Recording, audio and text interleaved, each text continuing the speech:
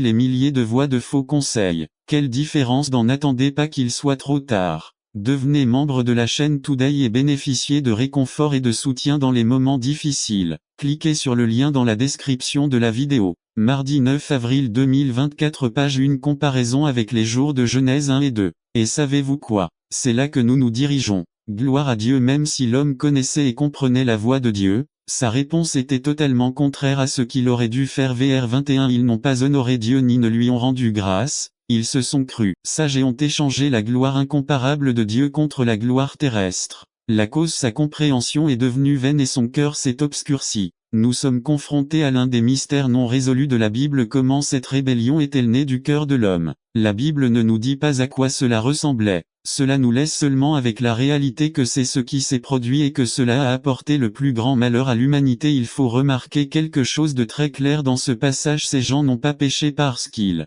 n'avaient aucune connaissance, mais malgré la clarté de la connaissance qu'ils avaient. C'est là la gravité de l'affaire. Dieu appelle cela une folie. L'insensé n'est pas l'ignorant, qui ne sait pas les choses, mais c'est le désobéissant, celui qui, ayant devant lui la réalité, la vérité de Dieu, préfère la changer, l'effacer, s'en débarrasser et interpréter la réalité comme il le souhaite. Nous avons ici un danger et un avertissement très sérieux pour nous tous. Chaque fois que nous recevons certains enseignements de Dieu, nous risquons sérieusement de réagir de la même manière. Le rejet de la vérité de Dieu.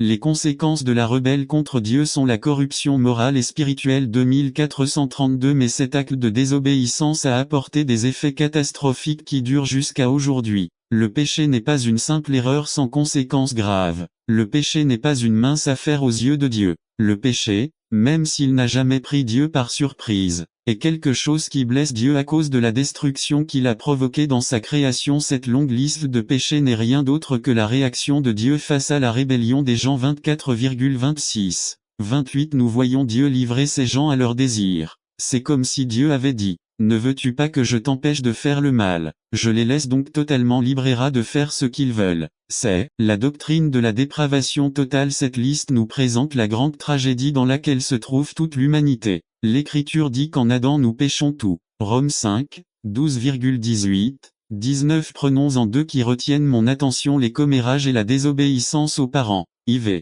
Qu'est-ce que cela signifie pour moi aujourd'hui? Il est insensé d'essayer de vivre en dehors de la vérité de Dieu. Le monde nous offre d'autres vérités que nous avons inconsciemment adoptées. C'est comme la fumée de cigarette qui imprègne nos vêtements sans que nous nous en rendions compte, ou comme le smog dans les grandes villes. Il est insensé d'essayer de vivre indépendamment de Dieu. Vivre ainsi, c'est nier notre condition d'être humain, c'est plutôt ne